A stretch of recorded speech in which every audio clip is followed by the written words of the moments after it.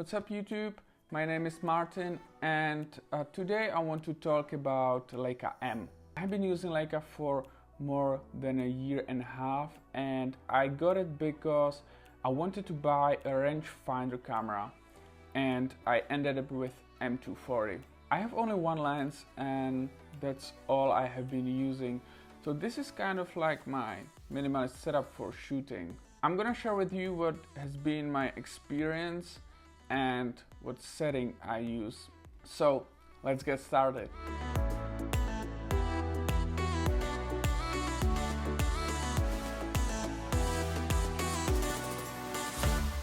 So why rangefinder? Unlike many reviewers, I have actually not shot too many cameras in my life. I have started with Leica d-lux 109 and the reason back then was I liked the design and it came together with a free copy of Lightroom and that kinda justified the price for me back then. More I was reading about cameras, I kind of felt like every company is trying so hard to chase the decisive moment with higher and better ISO performance, more frames per second or faster autofocus. And then there was a Leica M. I kind of felt like when you go out fishing, you can either take this old fishing rod and do everything manually and you're risking to miss a lot of things, but it takes some skill and you really have to think about the process and the settings and so on. Now, I'm not saying you don't need skill to shoot DSLR, but for me it kind of felt like having a shotgun in comparison with an old fishing rod and you just shoot and spread and pick up the one shot out of the burst. And it depends, you know, like I definitely like the cameras like Sony A9 where you do those 20 frames per second, and I would definitely think about that in case, let's say, I would go to the Olympics and I needed to deliver. So I guess it pretty much depends on what you are using your camera for. But for me and what I use it for, it's just not the case at the moment. So why M240? Now, when you want to get into the M digital system, you actually have several options. It starts with M8 and goes all the way up to recently released M10D. So I knew I wanted to get a used Leica and I didn't want to get too narrow with my lens, not more than 50mm. So when I actually found a great deal and got the 50mm lens, I didn't consider getting M8 because of its cropped sensor. So I was deciding between M9 and M240 and I actually found an M240 that was just slightly more expensive than M9 and was actually almost new. So that's why. We can probably all agree M is a beautiful camera. It's based, the design is based on M3 and it remained more or less untouched and it has this cool retro look, especially the chrome finish. Now when you look at the camera you can see there are three basic settings outside. You have focusing, aperturing and shutter speed. The cool thing is those can be set even when the camera is turned off. Unlike the old Leicas, this one is full of electronics, so when you remove the bottom plate you will find your memory card slot and the battery. The camera will actually not work in a case the bottom plate is not connected to the camera. I have actually sticked a small paper here with my address and phone number, and I don't know if this will ever help if I forget it somewhere, but I have those also on my laptop and my external hard drive. When we are talking about the battery, I have actually never run out of battery.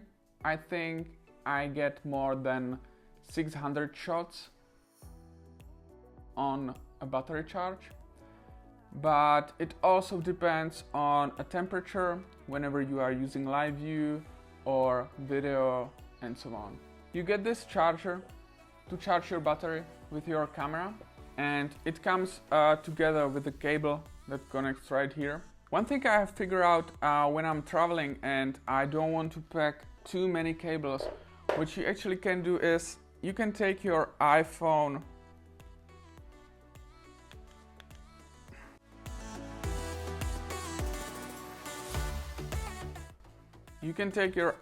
or Mac charger, and you can use a part of it, plug it in like this,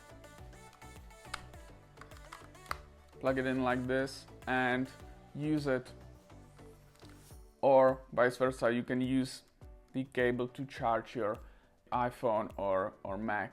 One thing to note is the camera doesn't have an electronic shutter, and even though I would say it's pretty quiet, especially on street, and you can set it up all the way to 4000 or set it to auto. A lot of people actually dislike the auto mode, but I mean, those functions are there to help you, and I also use it sometimes when I'm unsure or just to figure out what the camera suggests at the moment.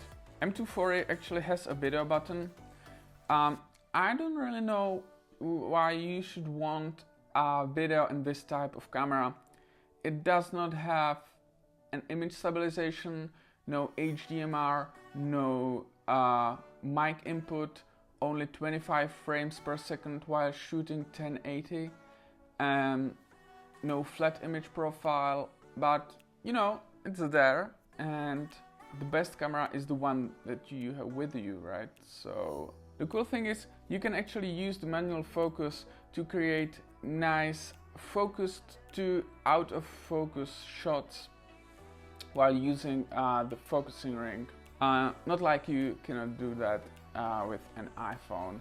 I like it has microphone, even though I would place it probably somewhere in the bottom or somewhere where it's not distracting or invisible. I mean, you will probably never use it as your main audio source, right? But it's nice to have it in case you are using this as your secondary camera, or if you need to synchronize the sound in the post. The ISO has its dedicated button, and you can change it using this wheel while you holding the ISO button. It was actually a little confusing at the beginning. So the base ISO is 200, but when I was watching Thorsten Overgaard, he said the dynamic range tops at 400. So that's good to know. Now when you check the viewfinder, you will notice you are not looking through the lens, and then that's why what you see is not what you get due to the parallax. There are three types of marks in the viewfinder: left arrow, right arrow, and the dot. What they show you is you are either under or overexposed. At the beginning I had a little problem to remember whenever I should over or underexpose, so I actually taught myself a little trick. When you see the red arrow pointing to the left, you either have to move the upper part of your aperture ring to the left, or you need to adjust your shutter speed to the left, if that makes any sense to you. Or vice versa, if you see the red arrow pointing to the right, you adjust it to the right. Or you can change your ISO. The focusing is actually a little tricky at first, but after some time you will figure it out. As for the focusing, you have few options to approach it. The easiest one is to bump up your ISO and use, for example, f8, f11, and together with that, when you set your focus to infinity, you can kind of use this camera as a point and shoot for the distance 5 meters and longer. You can also use zone focusing, where you figure out the distance according to the f-stop you use, and you actually see on the lens what distance is in the focus for each f-stop. When you are focusing, what you actually see in the viewfinder is this small rectangle with a ghost image, and the key is to line up both the ghost image and what you actually see. Also, a little tip here: when you need to move your ghost image to the left, you can imagine you need to move the upper part of your focusing ring to the left. Great way to focus on moving subjects is actually to start at infinity and then slowly, as your subject moves towards you, you can move the focusing ring to the other side. Considering you are trying to focus on moving subject that's moving towards you, because I think that's like 90% of shots you're going to take. When you look at the back of the camera, you can see this camera has dedicated live view button, and I actually find live view quite useful, especially for those low angle shots, but it also works for me as a light meter.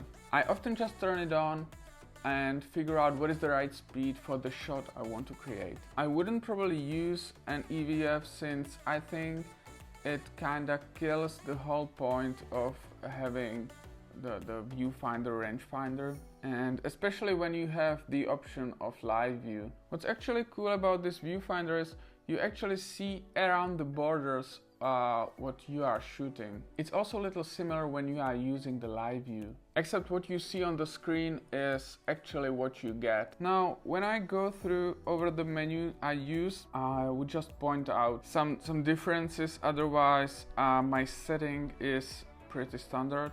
In the film mode, I sometimes use the vivid color profile because I like its colors.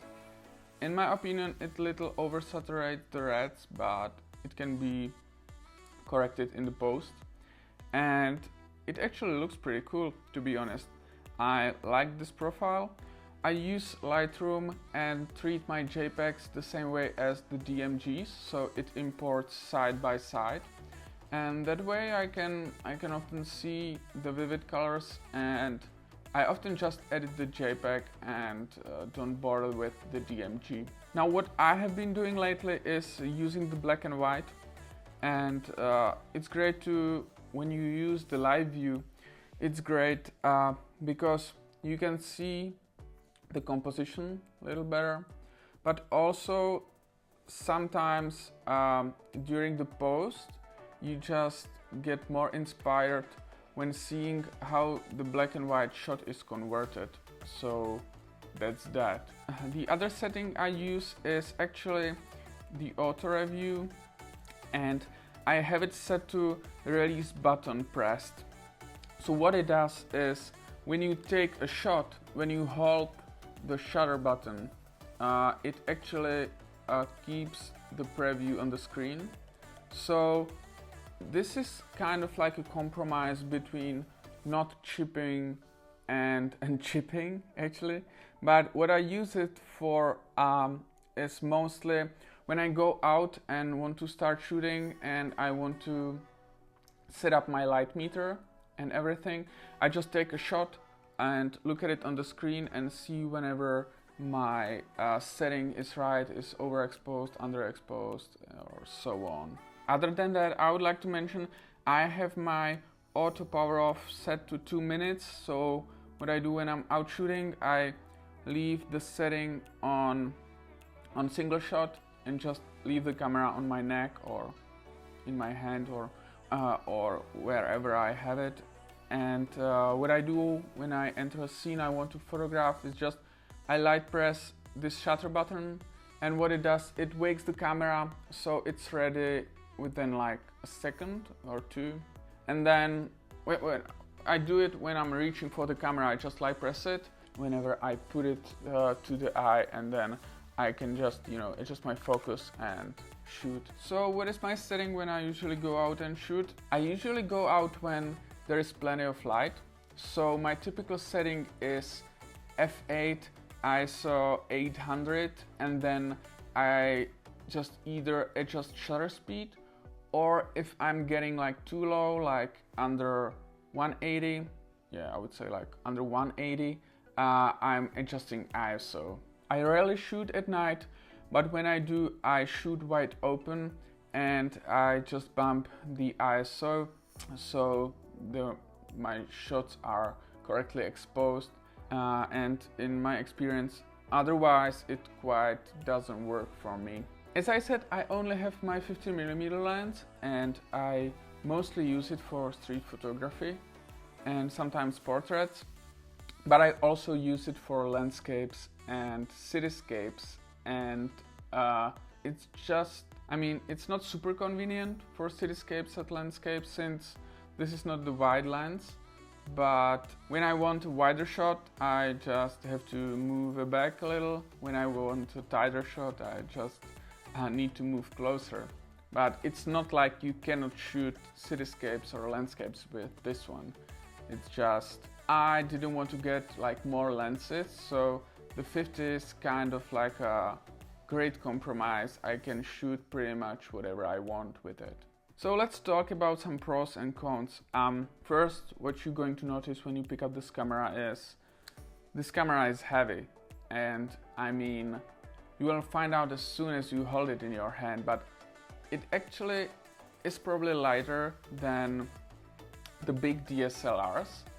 I think my combo of the body and the lens is like 1 kilogram, so it's like you will feel it a little once you carry it for the whole day. It's not the end of the world, but you know, it's worth mentioning. This is not like the lightest thing. Might not be with the other generations like M10, M10D and so on. It does not have an autofocus. I mean, that's obvious. And it's expensive. Even though if you do not need the latest greatest, you can find used ones for a pretty great deal. Now, in the other hand, this camera is quite small when you consider this is a full frame. It's great looking, no doubts about that, and it's actually pretty easy to use. It does not have the autofocus, and I know I have mentioned it as a minus, but I think it's as weird as it sounds. It actually is a good thing. It does not have this option like, for example, Leica Q or my d-lux, where you can kind of have both, like the autofocus and the manual focus. To be honest, when you have the autofocus, I don't know about you, but I would actually not use my manual focus that much. I mean, almost like never. Also, like, how many of you who have like this option to have the manual focus and autofocus are using the manual focus except for like stage portraits or macro? So I actually think by this lens and the body not having the autofocus, it actually forces you to learn it. So also one thing to mention, a lot of people when they are talking about Leicas and when they usually pick the black ones, they talk about this camera being stealth. Now I kind of think that doesn't make sense like nowadays, because when you think about it, whenever you pick up like a small smartphone or anything that you just put close to your eye, nowadays everyone is going to notice you are taking a photo, because everyone is like so used to it. Someone is just taking like a smartphone and shooting. So this might have been true like 50 years ago when Cartier-Bresson had this camera, and then half of the people never saw a camera, and then it was black, and we could say it was kind of like stealth. But nowadays I think you're going to be noticed in 99.9% of when you are taking a shot. So I actually think having the chrome version, this kind of like retro looking camera, you're going to be more stealth in terms of not being noticed, but in terms of people won't mind you are taking the shot, because they will usually think like you are an artist or this is a film camera or whatever. So I think it's kind of true, but this camera being stealth, but not for the reason like it's small and compact, but for the reason it's just tolerated by the people who you are taking a shot of. So should you get Leica M? So if you are totally new, I would recommend to loan one before you buy it, so you know what you are buying. You can get a cheap option with Leica M8 and Voigtlander lens, but it's hard to recommend this since I think M8 is already discontinued and it would be expensive to repair it eventually. In my opinion, if you can find the M240 for a great price, it's actually still great, even though it has been released more than 5 years ago. With every new M they introduce, every generation gets slightly better, lighter, faster, but it's also more expensive. So it's up to you how much you want to spend. Can this be your only camera? I mean, it can. If you don't purchase any other camera, it can definitely be your only camera. In my case, I have been using this camera and my iPhone for video, and that's pretty much it. So it depends on what you need a camera for.